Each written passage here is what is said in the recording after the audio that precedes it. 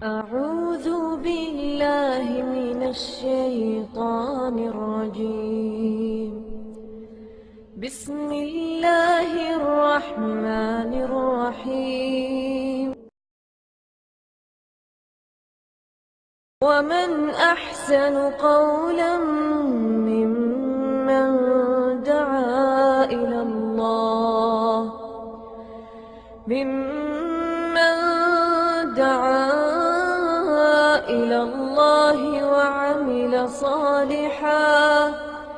وعمل صالحا وقال إنني من المسلمين.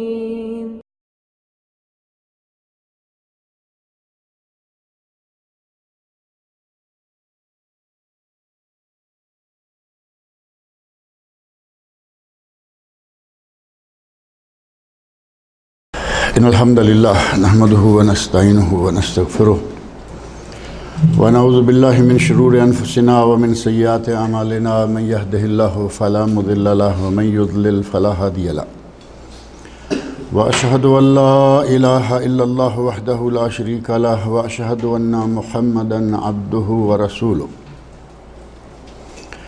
أما بعد فإن خير الحديث كتاب الله وخير الهدي هدي محمد صلى الله عليه وسلم وشر الأمور محدثاتها وكل محدثة بدعة وكل بدعة ضلالة وكل ضلالة في النار. رب اشرح لي صدري ويسر لي أمري واحلل عقدة من لساني يفقهوا قولي. رب أعوذ بك من همزات الشياطين وأعوذ بك رب أن يحضرون.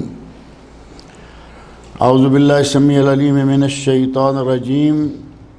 الم تر ان اللہ یسبح له من فی السماوات والارض والطیر صافات کل قد علم صلاته وتسبیحه واللہ علیم بما یفعلون. وللہ ملک السماوات والارض والى اللہ المصیر.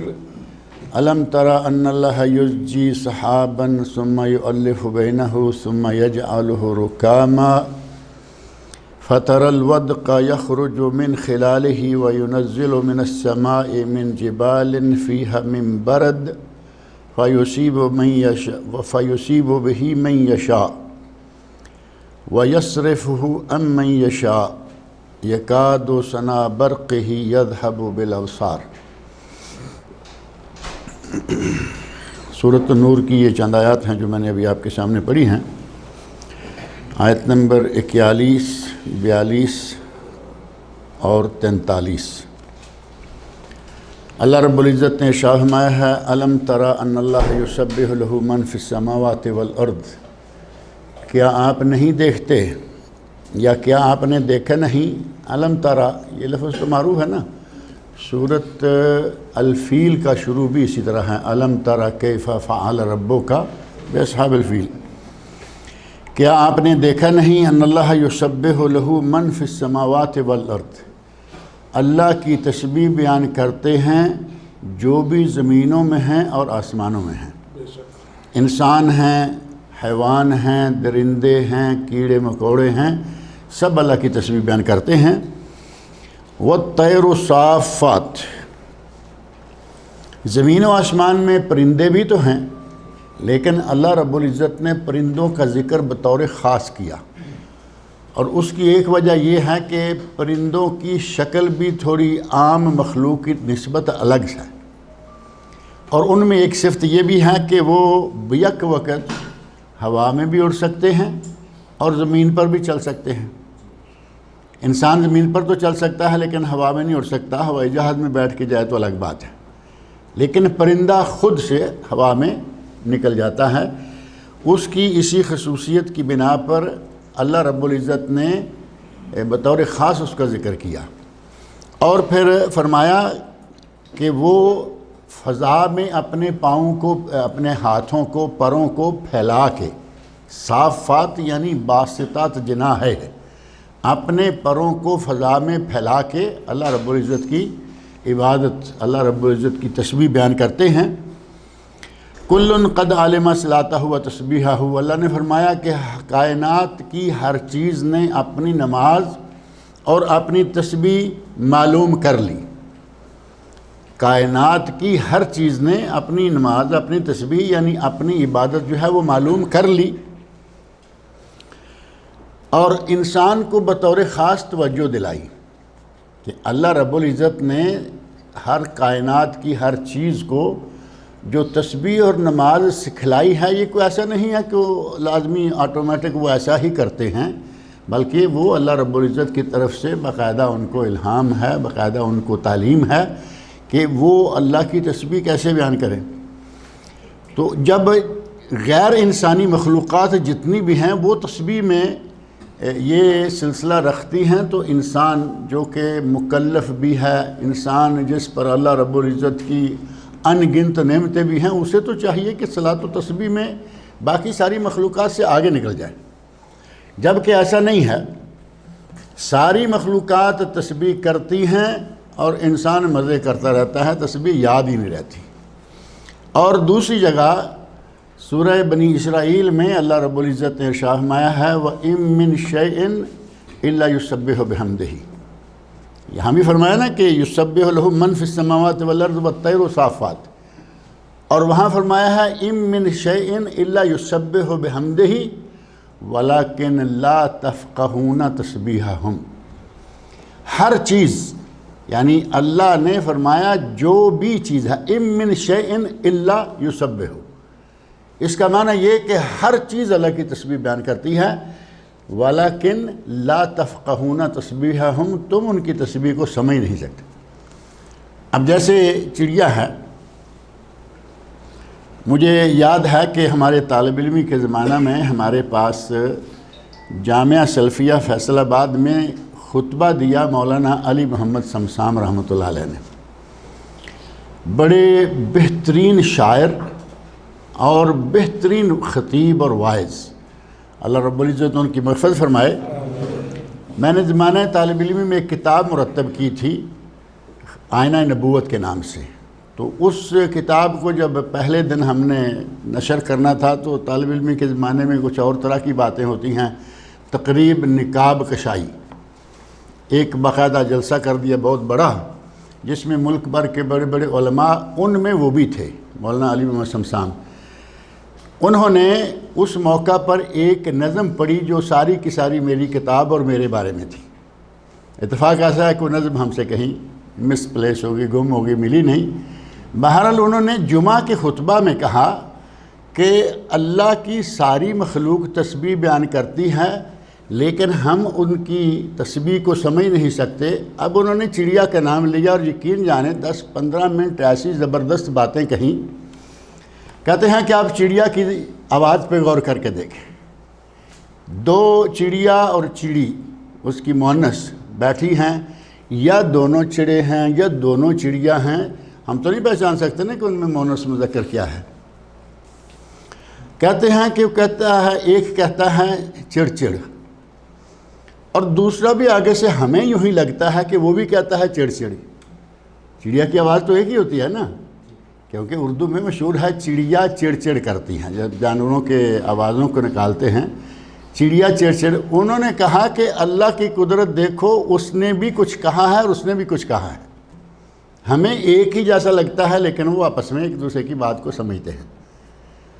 اللہ کی مخلوقات تسبیح بیان کرتی ہیں اور ہم اس تسبیح کو نہیں سمجھ سکتے۔ میرا خیال ہے اگر دور نہ جائیں تو کیرلا والوں کی زبان جو ہے، وہ دو آدمی بیٹھے بول رہے ہوں تو یہ نہیں لگتا کہ جو وہ کہہ رہا ہے وہی وہ کر رہا ہے، ایک ہی جیسی آواز۔ اگر چڑیا کی اس آواز کو اور ہماری کیرلا لینگویج کو دیکھا جائے تو میرا خیال ہے بہت قریب قریب بات ہوتی، لیکن وہ بھی سمجھتا ہے، وہ بھی سمجھتا ہے، وہاں چڑیا بھی سمجھتی ہے اور چڑا بھی سمجھتا ہے۔ اللہ رب العزت نے بولیاں اتنی بنائی ہیں اور جانوروں کو جو بولیاں دیں وہ جانور سمجھ رہے ہیں۔ البتہ حضرت سلیمان علیہ السلام کو اللہ رب العزت نے یہ طاقت دی تھی کہ وہ ہدہد سے باتیں کر رہے ہیں، اس کو سزا کی دھمکی دے رہے ہیں۔ ہدہد نے آ کے پھر کہا کہ میں جئتک من سبأ بنبأ یقین، میں ایسے ہی غائب نہیں تھا، میں تو سبا گیا ہوا تھا، یمن گیا ہوا تھا، اور وہاں میں سے وہ خبر لایا ہوں جو یقینی خبر ہے۔ جئتک من سبع بنبع یقین. اور اسی کے ضمن میں کبھی کبھی میں کہا کرتا ہوں کہ کہتے ہیں ہمارے پاکستان انڈیا کے علماء کہتے ہیں یا ایھا النبی، اے غیب کی خبریں دینے والے، نبی کو غیب جاننے والا، ماننے والا. اگر نبا کا معنی غیب کی خبریں دینا ہی ہے تو یہاں غیب کی خبر کون دے رہا ہے؟ یہاں نبی سلیمان ہیں علیہ السلام، اور غیب کی خبریں ہدہد دے رہا ہے. اس کا مطلب کہ ہدہد کو بھی نبی مان لیجیے. اور وہ غیب کی خبر دے نہیں رہا، وہ نبا دے رہا، خبر دے رہا ہے، کیونکہ وہ وہاں سے ہو کے آیا ہے، یمن سے، اور ملکہ بلقیس کے علاقہ سبا سے ہو کے آیا ہے. بلقیس حاکم ہے، بڑے تعجب کا اظہار کیا کہ دیکھو وہاں تو عورت حکومت کر رہی. ایک پرندہ ہو کر اتنا غیرت مند ہے کہ اسے عورت کی حکومت پسند نہیں. اور ہمارے یہاں غیرت نام کی کوئی چیز اس حوالے میں نہیں رہی، جس ملک میں چاہے عورت حکم آ جاتی ہے. گولڈا میئر آئی اسرائیل میں، ہمیں کوئی اعتراض نہیں، کافر ہیں، یہودی ہیں. بندرا نائکے آئی سری لنکا میں، ہمیں کوئی اعتراض نہیں کہ وہ بھی پتہ نہیں بدھ ہیں یا کیا ہیں. اور اندرا گاندھی انڈیا میں آئی، اکثریت ہندوؤں کی ہے، انہوں نے اپنے ووٹوں سے اور کچھ ہمارے ووٹوں سے بھی وہ آگے آئی. لیکن ایک عورت ہی پاکستان میں بھی حکومت کر کے گئی. تو اس کا معنی یہ ہوا کہ ہدہد زیادہ غیرت مند نظر آتا ہے اس معاملے میں. اور پھر یہ غیرت مندی کوئی بلا وجہ نہیں کہ عورت کیوں آئے، یہ بلا وجہ بات نہیں، یا ہمیں کوئی عورتوں سے کوئی بیر نہیں، کوئی ان سے کوئی دشمنی نہیں. اللہ کے رسول نے فرمایا صحیح بخاری کی حدیث، آپ کو بتایا گیا کہ اہل فارس نے اپنے لیے کسی عورت کو اپنا ولی امر حاکم مقرر کر لیا ہے. تو نبی صلی اللہ علیہ وسلم فرمایا لن یفلح قوم ولو امرہم امرأہ، وہ قوم کبھی کامیاب نہیں ہوگی جس نے اپنی ولی امر عورت کو بنا لیا. اب اس بنا پہ کہا جائے کہ عورت کی حکومت جائز نہیں ہے تو نبی صلی اللہ علیہ وسلم کے ارشاد کی روح سے ہے، کوئی دشمنی نہیں عورت سے، نہ ہمیں کسی پارٹی سے کوئی ایسی دشمنی ہے کہ بھائی وہ پارٹی. مسئلہ ہے دین کا اور دینی حوالے سے. غرض یہ کہ سلیمان علیہ السلام چیونٹی کی آواز بھی سمجھ کے سن رہے ہیں. واقعہ سورۃ نمل میں ہے نا، لا یحتمنکم سلیمان و جنودو. سلیمان علیہ السلام نے سنا اور مسکرا دیے جا رہے ہیں. چیونٹی کہتی ہے اپنی لوگوں کو، اپنی چیونٹیوں کو کہ اپنی بلوں میں داخل ہو جاؤ، سلیمان اور اس کے ساتھی کہیں تمہیں توڑ پھوڑ کے نہ رکھ دیں. اور انہیں پتہ بھی نہ ہوگا، زارے کے پاؤں کے نیچے چیونٹی ہے، کیا پتہ ہوگا. سلیمان علیہ السلام کو چونکہ اللہ نے جانوروں، چیڑیوں، کیڑوں مکوڑوں، ہر کسی کی زبان بھی سکھلائی ہے، تو حضرت سلیمان علیہ السلام اللہ کے شکر گزار ہوئے، مسکرائے اور کہا کہ تمہیں کسی اور کے لیے بھی آج بارش مل جائے گی. چیونٹیاں جو ہیں وہ بھی مانگ رہی ہیں. تو وہاں ایک جملہ اور یہاں ذہن میں رکھ لیں، اتفاق سے وہاں کی بات آئی ہے. تو چیونٹی کہہ رہی ہے لا یحتمنّا، تمہیں توڑ پھوڑ نہ دے. حتم اس نے یہ نہیں کہا کہ تمہیں مسل نہ دے، اس نے یہ نہیں کہا تمہیں مار نہ دے. جو حتم یحتم ہے یہ عموماً ہوتا ہے کسی شیشے کی یا کسی ایسی فائبر وغیرہ کی چیز کو توڑنا. آج تک تمہیں مار دے، تمہیں مسل دے، تمہیں توڑ دے کو یہاں تک لوگ نہیں پہنچ پائے. اب آ کے باقاعدہ سائنسدانوں نے یہ ثابت کر دیا ہے کہ چیونٹی کے بدن میں گوشت پوست کی نسبت شیشہ زیادہ ہوتا ہے. چیونٹی کے بدن میں گلاس کا مٹیریل زیادہ ہوتا ہے باقی مٹیریل سے.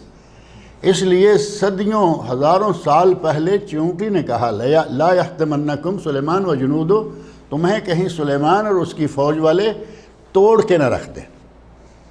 تو سلیمان علیہ السلام کو اللہ نے ساری زبانیں سکھلائی تھیں.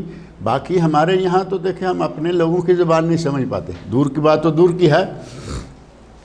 غرض یہ کہ اللہ نے فرمایا زمین و آسمان کے مابین کی ہر چیز اللہ کی تسبیح بیان کرتی ہے، اور فضا میں پرندے اپنے پر پھیلائے اللہ کی تسبیح میں مصروف رہتے ہیں. کل قد علم صلاتہ و تسبیحہ، ہر چیز نے اپنی نماز اور اپنی تسبیح معلوم کر لی ہے. اللہ رب العزت نے انہیں معلوم کروا دی ہے. اب انسان کو اس میں تھوڑا سا غور کرنا چاہیے کہ تمہیں اس سے بھی زیادہ اللہ کی تسبیح کرنی چاہیے. تمہیں تو اللہ نے قرآن کریم کے ذریعے نبی صلی اللہ علیہ وسلم کے ارشاد کے ذریعے سکھلائی ہے، لہذا تمہیں اس میں زیادہ متوجہ رہنا چاہیے. واللہ علیم بما یفعلون، اور تم جو کرتے ہو اللہ اسے جانتا ہے. اللہ نے تسبیح بیان کرنے کا، پرندوں کا، ساری مخلوقات کا ذکر کر کہ تم جو کرتے ہو اللہ جانتا ہے. معنی یہ ہوا کہ تم کتنے پانی میں ہو اللہ کو معلوم ہے، تم کتنی تسبیح بیان کرتے ہو، کتنی نمازیں پڑھتے ہو، اللہ اس بات کو جاننے والا ہے. وَلِلَّهِ مُلْكُ السَّمَاوَاتِ وَالْأَرْضِ، زمین اور آسمان، آسمانوں اور زمین کی بادشاہی اللہ کی بادشاہی ہے. یہاں سماوات کا صیغہ جمع کا ہے اور ارض کا صیغہ مفرد کا ہے. پچھلے دنوں کسی نے سوال کیا تھا، پتہ نہیں یہاں یا ہدایہ میں پوچھا، کہا کہ آسمان کا صیغہ جمع کا ہے، 7 آسمان تو مشہور ہے، زمین کا صیغہ قرآن میں آ رہا ہے کہ یہ صرف ایک ہے، مفرد ہے، تو ہم کیسے کہیں کہ 7 زمینیں ہیں؟ نبی اکرم صلی اللہ علیہ وسلم کی احادیث میں ایک دعا میں، ایک ذکر میں یہ بات موجود ہے، 7 سماوات والارضین، ارض کی جمع ارضین اور اراضی. نبی اکرم صلی اللہ علیہ وسلم نے فرمایا ہے کہ 7 زمینیں ہیں اور پھر 7 آسمان اور اسی جیسی زمینیں. یہ الفاظ احادیث میں اور قرآن کریم میں ملتے ہیں. اب یہ ضروری نہیں ہے کہ ایک چیز قرآن میں نہیں ہے تو ہم کہیں کہ جی وہ کیسے مانیں. نبی صلی اللہ علیہ وسلم کو اللہ نے قرآن کریم کا مفسر، قرآن کریم کی تفصیل، تشریح اور تفسیر بیان کرنے کے لیے بھیجا تھا. لِتُبَيِّنَهُ لِلنَّاسِ، قرآن کریم میں اللہ نے وہ ذمہ داری باقاعدہ بیان کر دی کہ اے میرے نبی، آپ پہ قرآن نازل کیا جا رہا ہے تاکہ آپ لوگوں میں اس کو بیان کریں، لوگوں میں اس کو تفسیر. جیسے میں اکثر کہتا ہوں کہ نماز کا حکم تو اللہ نے قرآن کریم میں 80 مرتبہ سے زیادہ دے دیا، لیکن پڑھنی کیسے ہے وہ تفصیل کہاں ہے؟ وہ حدیث شریف میں ملے گی. اللہ رب العزت فرما رہے ہیں کہ زمینوں، آسمانوں اور زمین کی، اور اب آپ کہہ سکتے ہیں کہ آسمانوں اور زمینوں کی بادشاہی اللہ کے ہاتھ میں ہے، اللہ کے لیے ہے. وَإِلَى اللَّهِ الْمَصِيرُ، اور اللہ کی طرف ہی لوٹنا ہے. کوئی دنیا میں 1000 سال جیے، نوح علیہ السلام 950 سال تقریر کرتے رہے، آخر کہاں گئے؟ آگے گئے. نوح علیہ السلام سے پہلے لوگوں کی عمریں شاید ان سے بھی زیادہ ہوں گی، اگرچہ اس کا کہیں ذکر نہیں ملتا، لیکن عمریں اور قد یہ گھٹتے آ رہے ہیں. آدم صاحب قد معروف ہے نا، 60 ذراعاً، 60 ہاتھ، 60 گز، 60 میٹر، لیکن آہستہ آہستہ کم ہوتا آیا. اور جب نبی صلی اللہ علیہ وسلم کا عہد مبارک آیا ہے اور اس کے بعد یہ سلسلہ جو ہے تقریباً ایک ہی ڈگر پہ چل رہا ہے. اب کم تب سے اب آج تک بھی کم ہوتا رہتا تو پتہ نہیں آج تک کیا صورتحال ہوتی. اللہ رب العزت نے ایک مناسب جگہ پہ آ کے اس کو روک رکھا ہے. کوئی 1000 سال جیے، کم و بیش جیے، بالآخر اللہ ہی کی طرف پلٹ کے جانا ہے. الم تری ان اللہ یزجی سحاباً، اللہ رب العزت اب اپنی قدرتوں کا اور اپنی نعمتوں کا ذکر کرتے ہوئے، اشارہ کرتے ہوئے کہتے ہیں کہ آپ نے دیکھا نہیں کہ اللہ بادلوں کو چلاتا ہے. یزجی، چلاتا ہے. ہم دیکھتے ہیں نا آسمان میں اوپر دیکھیں بادل، دیکھتے دیکھتے لگتا ہے کہ اب بھاگنا شروع ہو گئے. اللہ رب العزت ان کو چلا رہا ہے. ثم یؤلفہ بینہ، پھر ایسا ہے کہ وہاں ٹکڑا تھا، وہاں ٹکڑا تھا، چل رہے تھے، دیکھتے دیکھتے پورا آسمان بادلوں سے بھر گیا. اللہ رب العزت نے اکٹھے کر دیے، پتہ نہیں کہاں سے ہمارے سروں پہ سارے اکٹھے ہیں. ثم یجعلہ رکاما، پھر ان کو تہ بتہ کر دیتا ہے. اور تہ بتہ کبھی کبھی آپ کو تھوڑا سائیڈ میں دیکھیں، جب بادل ہو تو لگتا ہے نا تہوں کی تہیں لگی ہوئی ہیں، جیسے کچھ یہ تہ رکھی ہو تو نظر آتی ہے. اور جہاز کے سفر کے دوران میں خاص طور پر آپ دیکھیں گے بادلوں کی شکل، جب جہاز اوپر جا چکا ہوتا ہے، نیچے بادل بالکل ایسے ہی نظر آتے ہیں کہ جیسے تہ بتہ ڈھیر لگائے ہوئے. فطر الودق کا، اور آپ دیکھتے ہیں کہ وہاں سے پھر اللہ رب العزت می برساتا ہے، بارش نازل کرتا ہے. یخرج من خلالہ، جو ان بادلوں سے نکلتا ہے. می یا بارش جو نکلتی ہے وہ بادلوں سے نکلتی ہے. وَيُنَزِّلُ مِنَ السَّمَاءِ مِن جِبَالٍ فِيهَا مِن بَرَدٍ، اور اللہ آسمان سے نازل کرتا ہے پہاڑوں میں سے اولے۔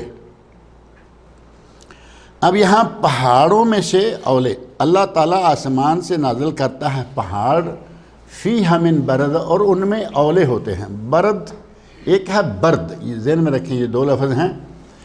برد ہو تو اس کا معنی ہے ٹھنڈک، کہتے ہیں نا برد، جل برد والجبات، برد عربی کا قاعدہ ہے، واؤ معا کے معنوں میں بھی آتا ہے، ٹھنڈک آئی اور ساتھ ہی لحاف یعنی کمبل بھی لے کے آئی۔ ٹھنڈے میں کمبل وغیرہ تو لے ہی جاتے ہیں نا۔ جاء البرد والجبات، ٹھنڈک آئی اور لحاف بھی لائی۔ اور یہ ہے را کے اوپر سکون ہے، ساکن ہے، برد۔ اور اگر را پر زبر ہو برد، با را پر زبر برد، تو اس کا معنی ہوگا اولے، وہ برف جو کہ آسمان سے گرتی ہے۔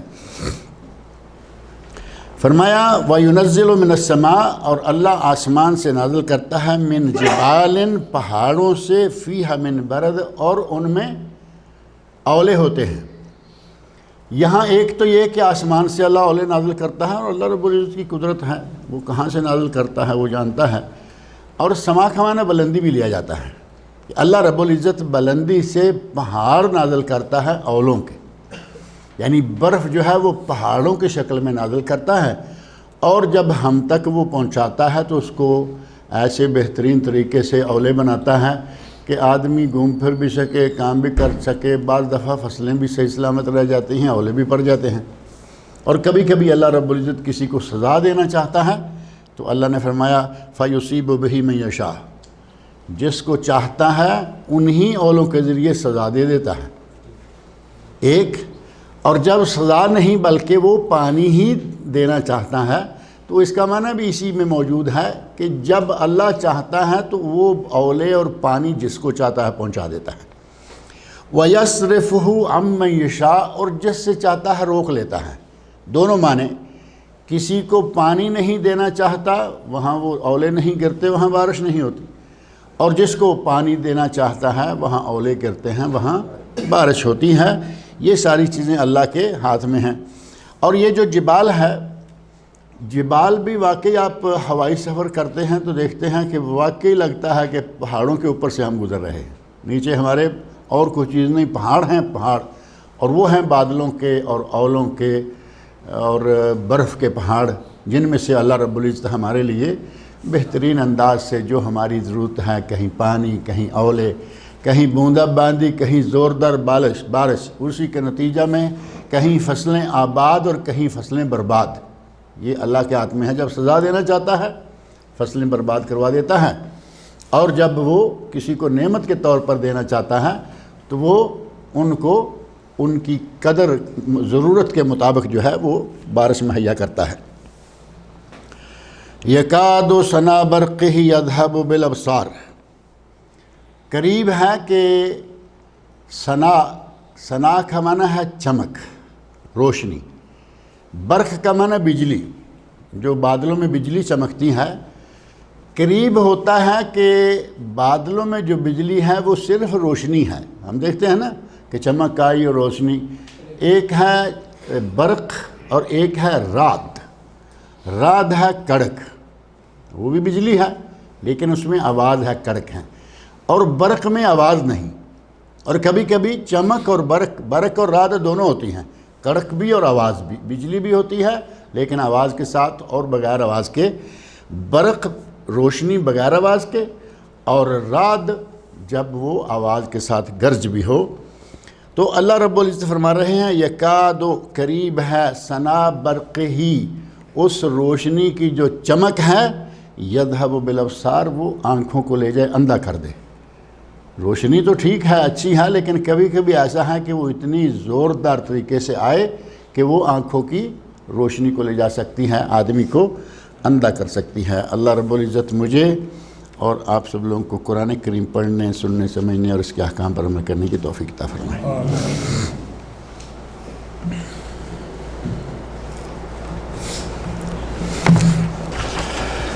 بسم اللہ والصلاۃ والسلام علی رسول اللہ وعلی آلہ وصحبہ اجمعین ومن تبعہم بإحسان الی یوم الدین اما بعد بسم اللہ الرحمن الرحیم عن انس رضی اللہ تعالی عنہ قال قال رسول اللہ صلی اللہ علیہ وسلم اذا کان احدکم فی الصلاۃ فإنہ یناجی ربہ فلا یبصقن بین یدیہ ولا عن یمینہ ولکن عن شمالہ تحت قدمہ۔ جیسا کہ پچھلے درس میں بھی یہ بات آئی تھی، کیونکہ اس وقت یہ نیا باب شروع ہوا تھا کہ نماز میں خشوع اور خضوع ضروری ہے، اور ہر وہ چیز جو خشوع اور خضوع کے منافی ہے نبی صلی اللہ علیہ وسلم نے اس سے منع کر رکھا ہے، یعنی جس چیز کی وجہ سے بھی نماز کا خشوع کم ہوتا ہے۔ اب دیکھیں، نمازی کے آگے سے گزرنے والا جو ہے وہ نمازی کے خشوع میں خلل ڈالتا ہے۔ نمازی کو روک دیا کہ تم اس کے آگے سے نہ گزرو، اور نماز پڑھنے والے کو پابند کر دیا کہ تم اپنے آگے سترہ رکھ لیا کرو تاکہ اس کے بعد کوئی گزرتا رہے، تمہارے دل میں غصہ نہیں آئے گا، خیالات نہیں بھٹکیں گے، اور تمہاری نماز میں خشوع میں کوئی خلل نہیں آئے گا۔ اسی طرح باقی چیزیں بھی ہیں جن میں جیسے ہی کسی کے یہاں کسی بھی وجہ سے خشوع آنے کی توقع ہو سکتی تھی، نبی صلی اللہ علیہ وسلم نے اس چیز سے منع فرما دیا۔ اب ایک چیز ہے، گزشتہ درس میں شاید یہ بات آ گئی تھی کہ اگر کسی کو نماز کے دوران کھانسی وغیرہ ہوئی یا تھوکنے کی حاجت ہو گئی تو اس کے بارے میں فرمایا کہ جب آدمی نماز پڑھ رہا ہوتا ہے تو وہ اللہ سے مناجات کر رہا ہوتا ہے۔ اب یہ تو نہیں ہے کہ نماز بھی پڑھ رہا ہو اور جیسے پہلے حدیث گزری دائیں بائیں بھی جھانک رہا ہے، نہیں، نماز پڑھ رہا ہے تو جہاں سجدے کی جگہ ہے جائے سجدہ اور پاؤں کے درمیان تک رہے، باہر نہ نکلنے پائے اس کی نظر۔ اسی طرح فرمایا کہ یہ بھی نہیں ہے کہ نماز پڑھ رہا ہے اور ساتھ ہی کبھی کان میں انگلی، ناک میں انگلی، کھانستا بلا وجہ بالوں سے، داڑھی سے، مونچھوں سے کھیلتا ہے، وہ ساری چیزیں چھوڑ دے، کیونکہ فَإِنَّهُ يُنَاجِي رَبَّهُ، وہ اپنے رب سے مناجات کر رہا ہے۔ فَلَا يَبْصُقَنَّ بَيْنَ يَدَيْهِ، اسے اپنے سامنے تو قطعاً نہیں تھوکنا چاہیے۔ فَلَا يَبْصُقَنَّ، نون تاکید کا صیغہ ہے کہ اسے ہرگز اپنے سامنے نہیں تھوکنا چاہیے۔ اور یہ پچھلے درس میں بات کہی تھی کہ آج تو الحمدللہ وہ نوبت نہیں رہی، کیونکہ آج تو پوزیشن ایسی ہوگی کہ ہماری مسجدیں پہلے نیچے فرش ہیں، بہترین فرش کے اوپر بہترین قالین ہیں، اور صرف قالین نہیں بلکہ قالین ڈبل سٹوری۔ قالین کے نیچے معلوم ہے نا ایک نرم رکھنے والا سفنج ٹائپ، پہلے سادہ سفنج، ابھی وہ بڑا زبردست قسم کا وائٹ کلر کا سفنج نکلا ہے کہ جو سال بھر نمازیوں کے پاؤں بار بار پڑھنے، اور سارے اس میں ہلکے پھلکے بھاری بھرکم ہر طرح کے لوگ آتے ہیں، سال بھر وہ خراب نہیں ہوتا، بلکہ سال کے بعد مسجدوں کے جب قالین چینج کیے جاتے ہیں تو آپ جانتے ہیں وہ نیچے سے صاف ستھرا نکلتا، لیکن چینج کرتے ہیں۔ آج تو وہ بات نہیں رہی، لیکن جب کبھی نبی صلی اللہ علیہ وسلم نے یہ بات ارشاد فرمائی اس وقت مسجدیں کچی، نیچے ریت، رمل اور کنکریٹ اور یہ اور وہ، ایسے حالات میں ظاہر ہے کہ لوگ تھوک دیتے ہوں گے، کھانسی آئی تھوکا تو سیدھے تھوک دیا۔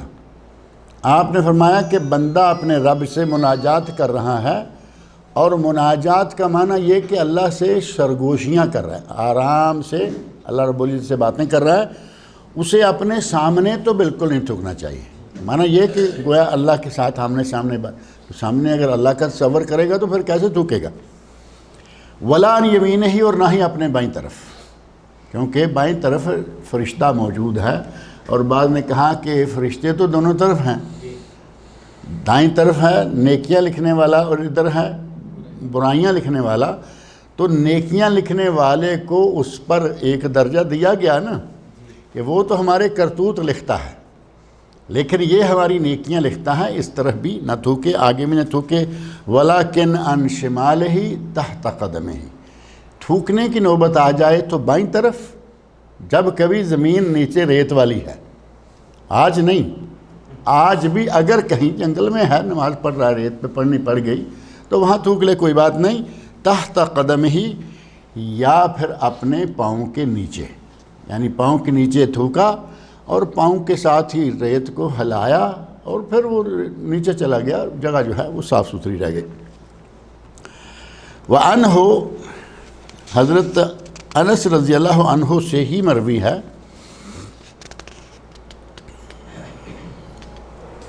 میرا خیال ہے یہ بھی حدیث پڑھی ہوئی ہے، چلیے۔ قال حضرت انس رضی اللہ عنہ فرماتے ہیں کانا قرام لعائشہ رضی اللہ عنہا، ام المومنین حضرت عائشہ رضی اللہ عنہ کا ایک پردہ تھا جو انہوں نے دیوار پر اپنے ایک جہت گھر کی ایک سائیڈ کو پردے کے ساتھ ڈھانپا ہوا تھا۔ سترت بہی جانب بیتہا، ایک جانب انہوں نے اپنے گھر کی اس پردے کے ساتھ ڈھانپی ہوئی تھی۔ فقال لہ نبی صلی اللہ علیہ وسلم، ان سے مخاطب ہو کر نبی صلی اللہ علیہ وسلم نے فرمایا امیتی عنا کرام کے ہاذا، تمہارا یہ پردہ جو ہے یہ ہم سے ہٹا دو۔ لگتا ہے کہ وہ پردہ قبلہ کی جانب آتا تھا، پیچھے ہوتا تو آپ دیکھ ہی نہ پاتے۔ فَإِنَّهُ لَا تَزَالُ تَصَاوِيرُهُ تَعْرِضُ لِي فِي صَلَاتِي، کیونکہ اس کی تصویریں نماز کے دوران میرے سامنے مسلسل آتی رہیں۔ ظاہر کہ مغرب ہی کی طرف ہی ہوگا۔ فرمایا کہ یہ پردہ ہٹا دو، اس کی تصویریں۔ اب ظاہر ہے کہ اس پہ کچھ جانوروں کی تصویریں تو یقیناً نہیں ہوں گی، کیونکہ وہ تو منع کر رکھا نبی صلی اللہ علیہ وسلم نے۔ ابھی خوبصورت درخت بنا ہوا ہے، خوبصورت پھول بنا ہوا ہے، تو نماز کے دوران توجہ تو جائے گی نا۔ آپ نے پردہ ہی وہاں سے ہٹوا دیا، کہا کہ اس کو یہاں سے ہٹاؤ، سادہ کپڑا کو ہے تو وہ رکھو۔ تو اس کا معنی یہ ہوا کہ جیسے اس درس میں مجھے یاد ہے کہا میں نے کہ ہم جو کپڑے مختلف ڈیزائنوں کے، مختلف کلروں کے اور کپڑوں کے اوپر مختلف پھول، مختلف پودے، مختلف چیزیں، مختلف نام، اور وہی میں نے شاید کہا کہ ٹچ می ناٹ بھی لکھا ہوا ہوتا ہے۔ بعض کپڑوں پہ لکھا ہوا ہے، شرٹ پہ ہے، پیچھے اگر کمر پہ لکھا ہوا ٹچ می ناٹ، تو بدتمیزی ایک الگ سے۔ تم نے پہنا ہوا ہے، تمہیں کون چھیڑ رہا ہے؟ تم تو لوگوں کو دعوت دے رہے ہو یا دے رہی ہو کہ مجھے ٹچ کرو۔ اس طرح کے کپڑے پہن کر نماز میں نہ جایا جائے۔ اب ظاہر ہے کہ نماز کے دوران وہ کہاں دیکھے گا؟ جائے سجدہ پہ دیکھ رہا ہے تو یہ جگہ نظر آ رہی ہے نہیں، رکوع جائے گا سارا حصہ سامنے نظر آئے گا، جلسہ میں قعدہ میں بیٹھتا ہے تو گود کا سارا حصہ نظر آ رہا ہے۔ اب اس کی توجہ پھولوں میں گھس کے اس کے خشوع کو خراب کرے گی، لہذا اس طرح کا کپڑا بھی استعمال نہیں کرنا چاہیے۔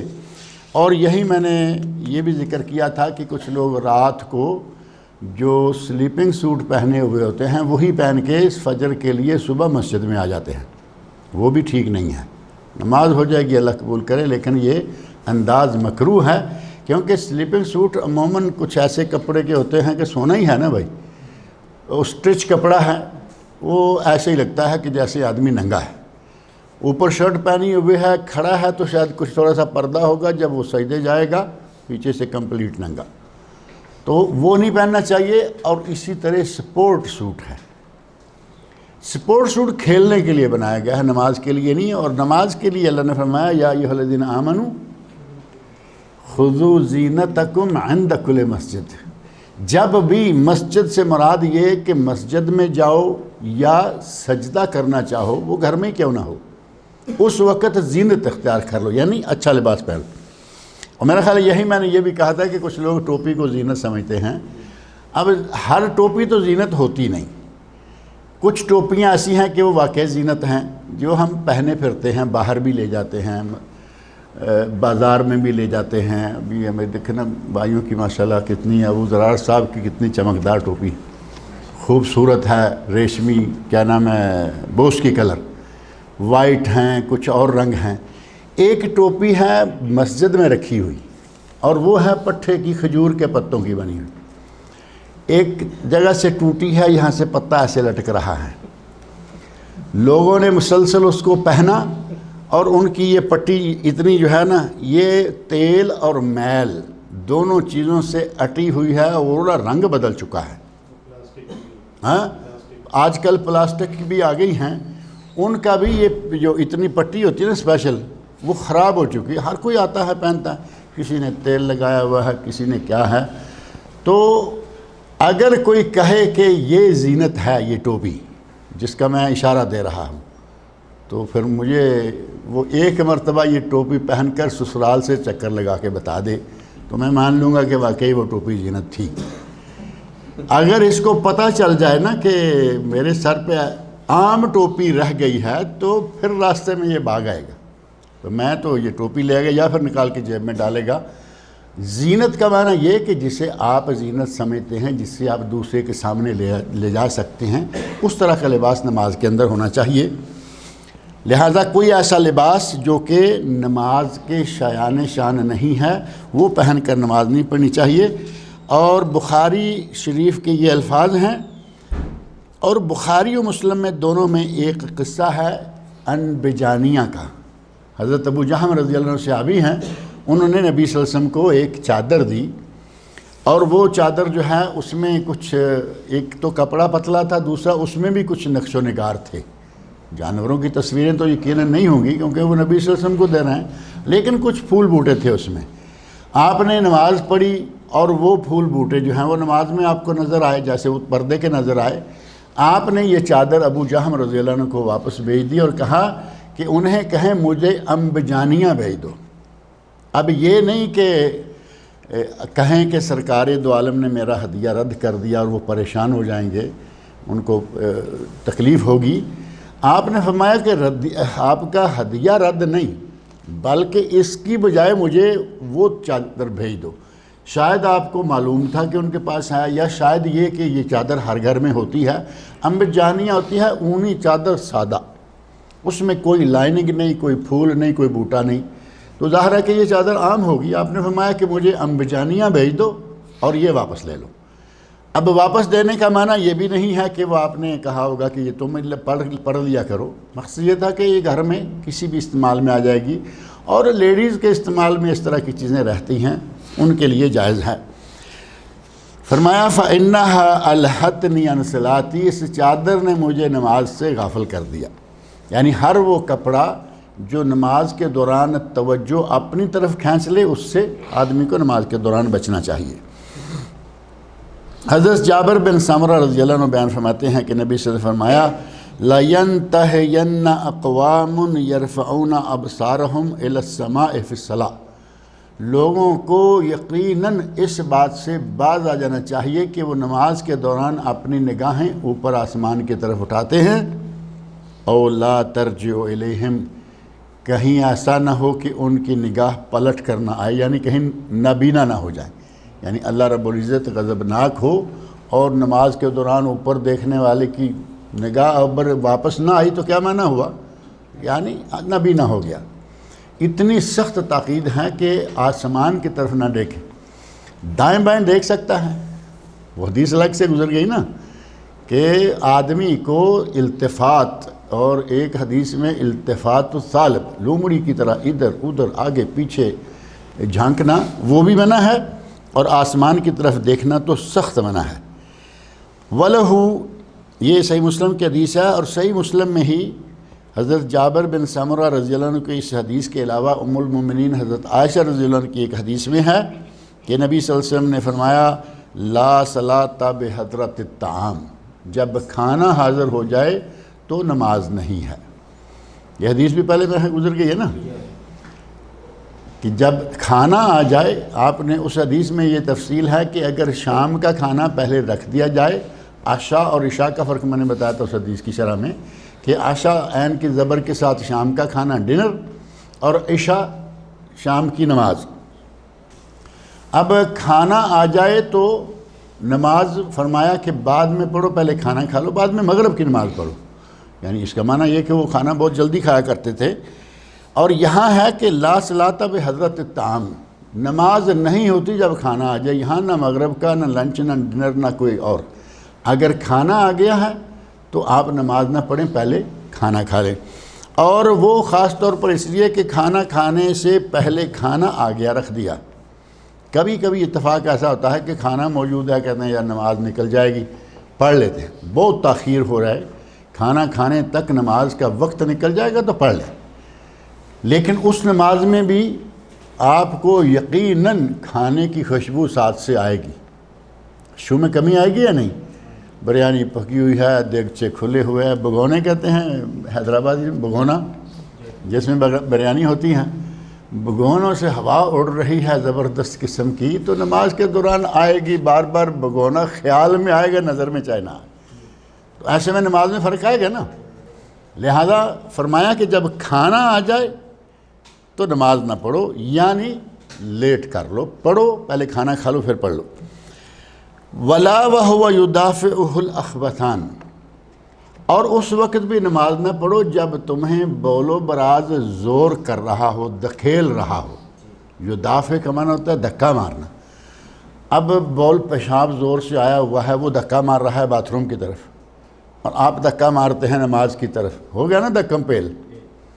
اسی طرح اگر کسی کو قضاء حاجت کی ضرورت پیش آ رہی ہے، وہ چاہتا ہے کہ باتھ روم جاؤ اور یہ چاہتا ہے کہ نہیں میں پہلے نماز سے فارغ ہو لاؤں.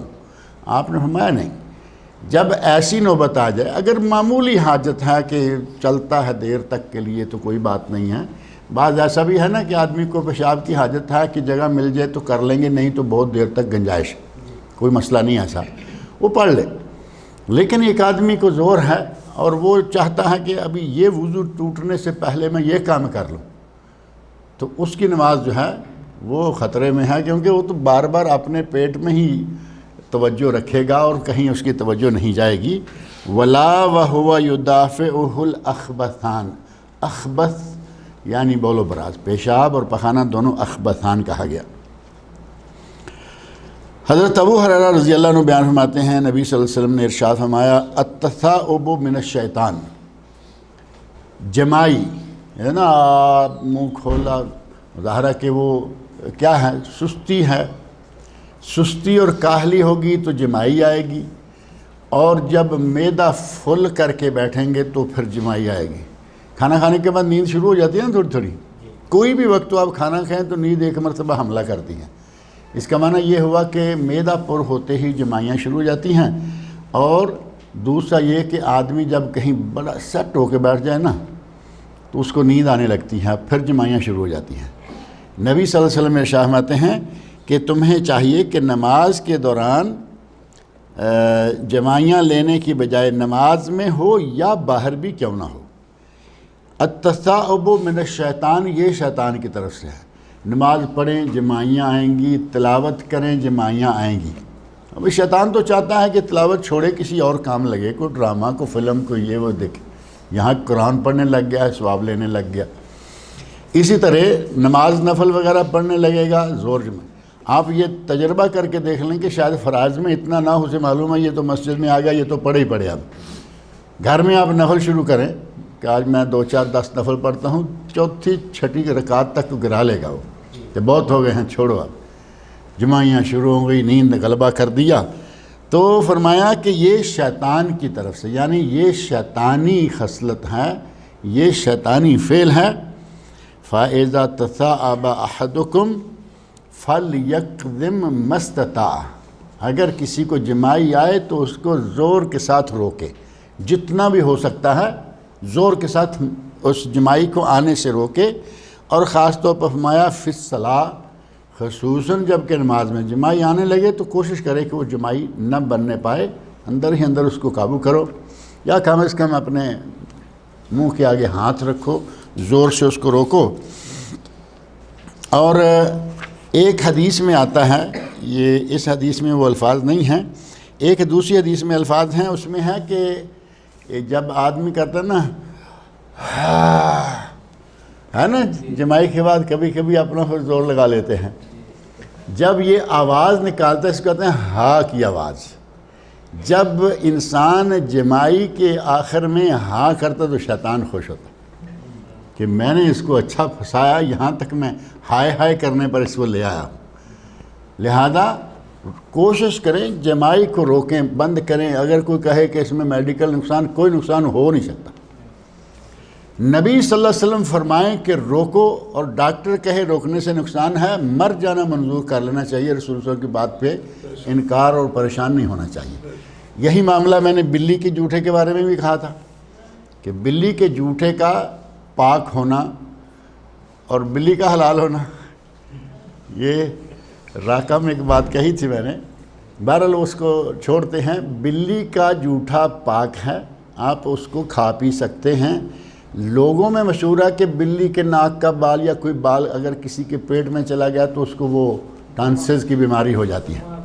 ہاں وہی دمہ یا ٹانسلز کی بیماری یہ جگہ پھول جاتی ہیں۔ میں یہ بات کہتا رہتا ہوں کہ اگر یہ بات سچی ہوتی تو نبی صلی اللہ علیہ وسلم کبھی بھی بلی کے جوٹے کو پاک قرار نہ دیتے۔ دنیا سے سب سے بڑے ڈاکٹر اور سب سے بڑے طبیب اور حکیم رسول اللہ صلی اللہ علیہ وسلم، آپ نے کہا جھوٹا پاک ہے، اور یہ ہو نہیں سکتا کہ بلی کا بال کبھی کھانے میں نہیں گرے گا، کبھی بھی گر سکتا ہے۔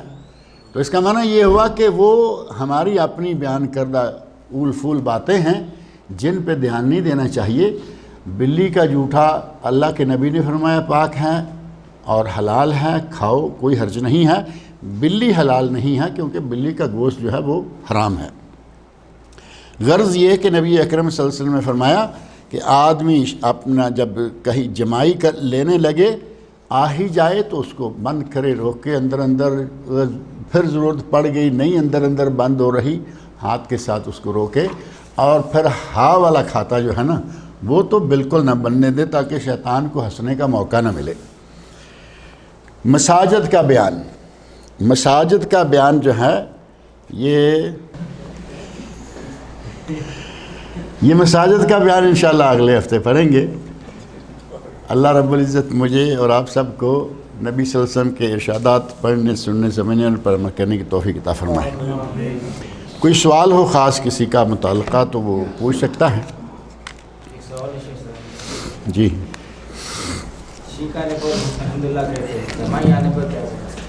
جمائی آنے پر کچھ بھی کہنا ثابت نہیں ہے، لیکن نبی صلی اللہ علیہ وسلم چونکہ ارشاد فرما رہے ہیں کہ یہ شیطان سے ہوتی ہے، تو اس کا معنی کیا؟ اعوذ باللہ من الشیطان الرجیم پڑھے تاکہ شیطان دور ہو جائے، لیکن یہ الفاظ کہنا ثابت نہیں۔ یہ ثابت ہے کہ یہ شیطان کی طرف سے ہے۔ التصاعب من الشیطان، یہ آج ہم پڑھ رہے ہیں، تو اعوذ باللہ من الشیطان الرجیم جو ہے وہ شیطان کو بھگانے کا ذریعہ ہے، لہذا جب یہ جمائی آنے لگے یا جمائیاں آنے لگیں تو پھر اس کو اعوذ باللہ کو اس کے لیے ہتھیار کے طور پر استعمال کرنا چاہیے۔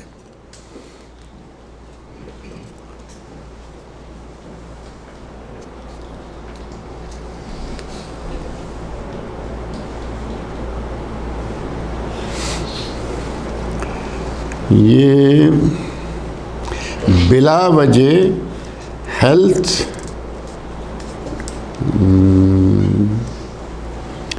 کیا کہ پتہ نہیں کیا لکھا ہے، ہیلتھ پلان،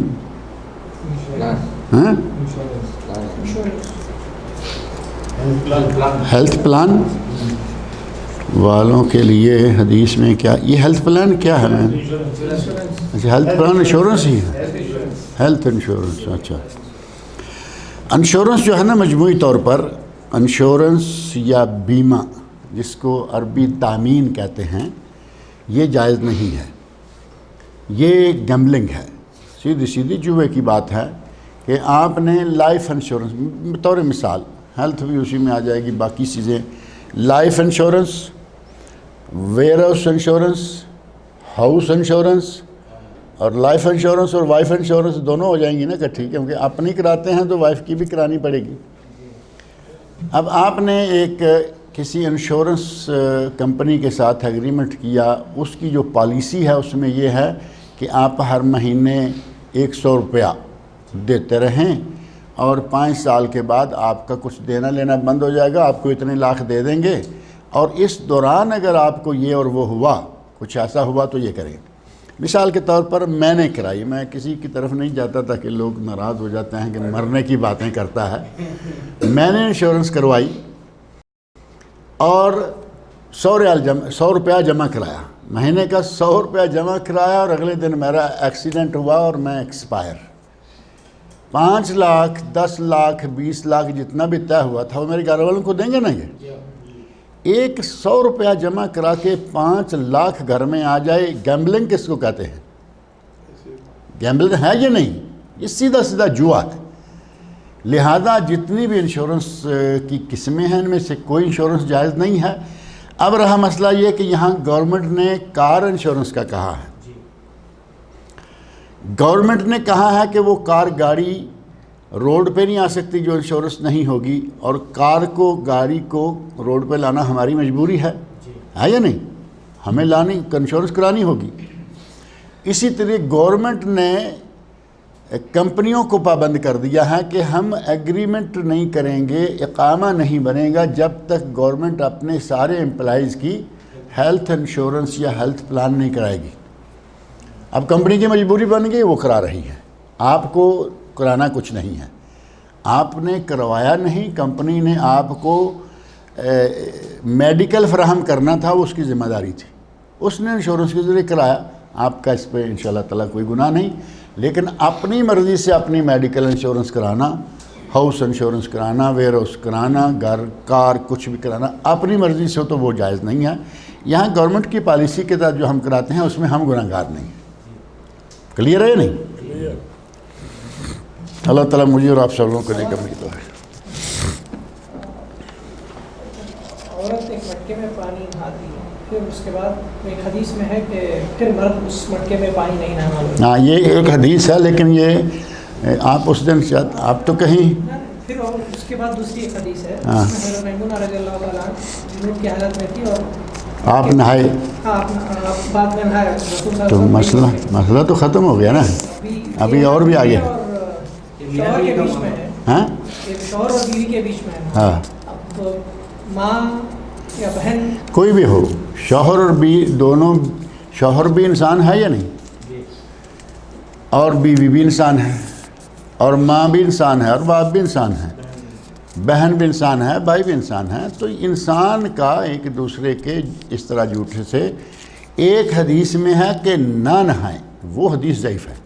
یہ راکہ میں یہ بات ہوئی تھی درس کے دوران اس دن کہ جس حدیث میں یہ آتا ہے کہ عورت کے بچے ہوئے پانی سے شوہر نہ نہائے، وہ حدیث ضعیف اور ناقابل عمل ہے، اور حضرت میمونہ رضی اللہ عنہا کا نبی صلی اللہ علیہ وسلم کے ساتھ، اور ایک حدیث میں ہے کہ نبی صلی اللہ علیہ وسلم بعد میں آ کے نہانے لگے تو گھر والوں نے کہا کہ یا رسول اللہ اس سے ہم نے غسل کیا ہے اور ہم جنابت کی حالت میں تھے، آپ نے فرمایا الماء لا یجنب، پانی کو جنابت نہیں ہوتی، یعنی پانی ناپاک نہیں ہوا، لہذا اگر کوئی میاں بیوی اکٹھے نہاتے ہیں کوئی حرج نہیں، ایک ہی وقت میں ٹب ہے بڑا، دونوں اکٹھے بیٹھ کے نہا لیں کوئی حرج نہیں، شاور ہے دونوں نہا لیں کوئی حرج نہیں، اور اگر الگ الگ نہاتے ہیں ایک کے بچے ہوئے سے دوسرا نہا لے، ٹب کا ڈرم کا پانی ہے تو انشاءاللہ کوئی حرج والی بات نہیں۔ جس میں نہانے سے منع کیا گیا ہے وہ حدیث ضعیف ہے، وہ حدیث ناقابل عمل ہے۔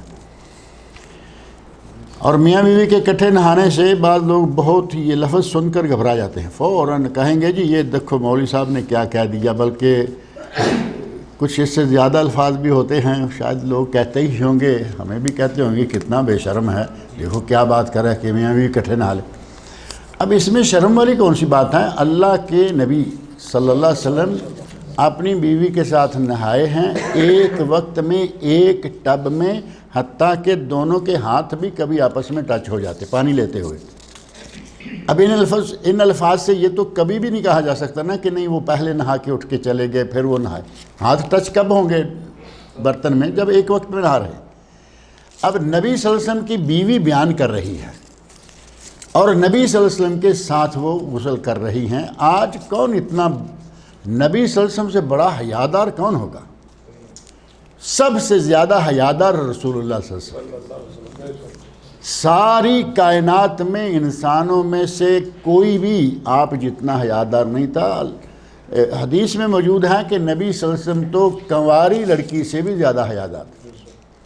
جب آپ غسل کر سکتے ہیں، آپ کی بیوی ام المومنین نبی کی بیوی ہو کر یہ مسئلہ بیان کر سکتی ہیں، تو اس کا مطلب یہ ہوا کہ یہ کوئی بے شرمی والی بات تو نہ ہوئی نا۔ نعوذ باللہ اگر ہم یہ کہیں کہ یہ مسئلہ بیان کرنے والا مولوی کتنا بے شرم ہے تو یہ تو بات اوپر جائے گی، کیونکہ مولوی نے اپنی جیب سے نکال کے تو بات کہی نہیں، مولوی تو کہہ رہا ہے جو نبی صلی اللہ علیہ وسلم کی بیوی نے کہی، لہذا اس میں اتنا چیم بجبی ہونے کی ضرورت نہیں ہے کہ آدمی کہے لو جی یہ کیسا مسئلہ بیان کر دیا۔ یہ مسئلہ ہے اور اس پہ عمل کرے کوئی، نہ کرے پھر اس کی مرضی ہے۔ یہ نہیں کہ مولوی نے کہا ضرور اب یہ کرو، یہ ایسی کوئی مجبوری والی سنت نہیں ہے کہ ضرور تم بھی ایسا کرو، آپ کی مرضی ہے نہ کریں۔ شوہر میاں بیوی الگ الگ نہائیں، آپ کی مرضی، الگ الگ دو باتھ روم بنوا کے رکھیں، آپ کی مرضی، لیکن ایک چیز ثابت ہے اس کا انکار کرنا یا اس کو اس رنگ میں لینا کہ یہ بڑا بے شرمی والا مسئلہ ہے اور یہ ہر وہ ہے، وہ ٹھیک نہیں ہے۔ اور پھر ابھی تھوڑا دیر جی، یہ فیملی پلاننگ کا جو آپریشن ہوتا ہے، اس میں کچھ مسلمان ڈاکٹر کہتے ہیں کہ اگر عورت کو خطرہ ہے تو پھر کروا لینا جائز ہے۔ ہاں، یہ پڑھے لکھے مسلمان ڈاکٹر، تو اس میں کہاں تک گنجائش ہے؟ یہ صحیح ہے کہ فیملی پلاننگ کا آپریشن کرنا جائز نہیں ہے، لیکن اگر عورت کو جان کا خطرہ ہے تو پڑھے لکھے ڈاکٹر نہیں، پڑھے لکھے علماء بھی یہ کہہ رہے ہیں کہ اگر جان کا خطرہ ہے تو آپریشن کروا سکتے۔ اگر کسی نے کہہ دیا، یہ شرط ہے کہ 2 عادل مسلمان ڈاکٹر یہ کہیں کہ آج کے بعد اس کو پریگننسی ہوئی تو یہ مر جائے گی، کافر کہے تو نہیں۔ جنرل ڈاکٹر جو نماز بھی نہیں پڑھتا، نام کا مسلمان ہے، وہ بھی نہیں، عادل یعنی جو صحیح معنوں میں مسلمان ہے، وہ مسلمان ڈاکٹر ہو اور وہ کہہ دے کہ آج کے بعد پریگننسی مہلک، ہلاک ہو جائے گی، مر جائے گی، وہ عورت اپنی جو بھی جس طرح کا بھی آپریشن کروا کے اپنی بچہ داری تک نکلوانا چاہے کوئی حرج نہیں، یا کچھ بھی علاج کروانا چاہے کوئی حرج نہیں، لیکن شرط یہ ہے کہ 2 مسلمان ڈاکٹر یہ شہادت دے دیں کہ اس کے لیے جان کا خطرہ ہے۔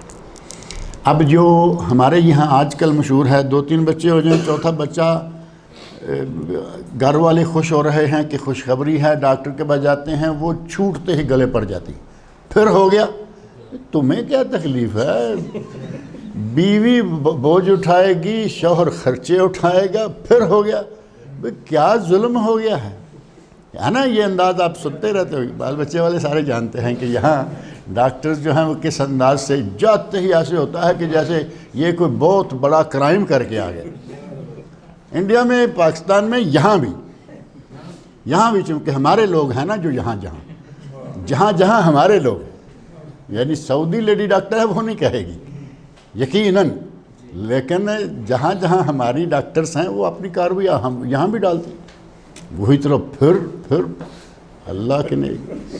عام طور پہ 3 آپریشن کے بعد یہ لوگ 4تھے کے لیے عموماً یہ کہتے ہیں، لیکن آج کل 4تھا کرنا شروع ہو گئے ہیں۔ آپ کی اطلاع کے لیے خوشخبری ہے کہ 3 بچے آپریشن سے ہوئے ہوں تو آج کل 4تھے کا چانس دے رہے ہیں۔